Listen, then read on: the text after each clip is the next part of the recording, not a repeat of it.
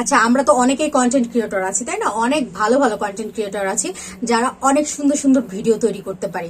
তো আবার অনেকেই আছে যে কি ভিডিও করব, কি কন্টেন্ট বানাবো আমরা জানি না। তো আমি যে জিনিসটা করি সেটা আমি পার্সোনালি আপনাদের সাথে শেয়ার করে নিচ্ছি।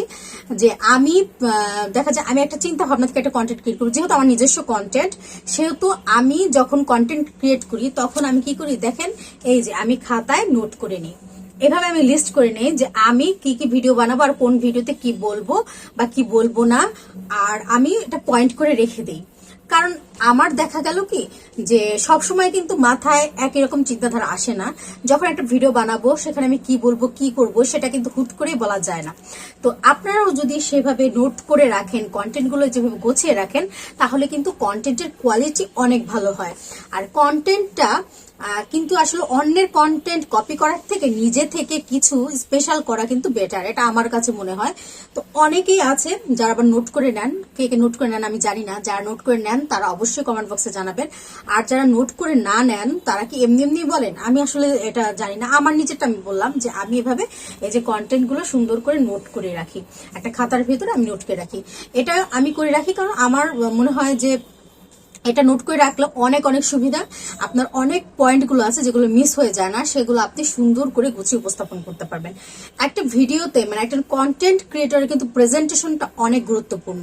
একটা সুন্দর প্রেজেন্টেশন প্রয়োজন। দেখেন, ফার্স্ট অবস্থায় যখন আমরা ভিডিও শুরু করি তখনই কিন্তু আমরা অনেক বড় কন্টেন্ট ক্রিয়েটর হয়ে যাই না, বা আমরা চাইলে অনেক কিছু চেঞ্জ করতে পারি না, অনেক কিছু করতে পারি না। কিন্তু সেই মুহূর্তে আমাদের যা আছে তা নিয়ে নেমে পড়তে হবে এবং তা নিয়ে আমাদের গুছিয়ে কন্টেন্ট ক্রিয়েট করা উচিত।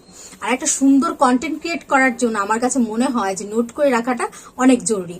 এটা আমার কাছে মনে হয় যে আপনারা চাইলে সুন্দর করে নোট করে রেখে সেটা উপস্থাপন করতে পারেন। এটা প্রেজেন্টেশনের ক্ষেত্রে, আমি প্রেজেন্টেশন যখন দিতাম ভার্সিটিতে তখন এই জিনিসটা আমি শেয়ার করতাম যে আমার কাছে মনে হতো যে আমি আমার মাথায় একটা জিনিস আসলো, সেটা আমি যদি লিখে রাখি পরবর্তী আমি দেখলে সেটা আমার মনে পড়ে যায়। এটা আমার জন্য খুব ইজি হতো, তো আমি তখন থেকেই করতাম।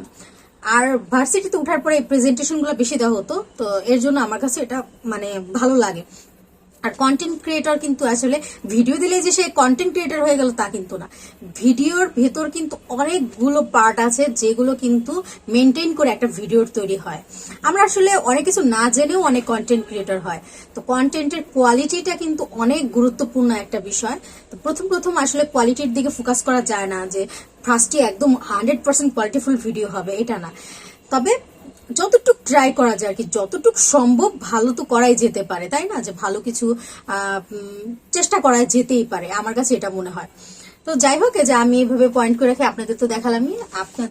আপনারা কিভাবে করেন সেটা আমাকে জানাবেন।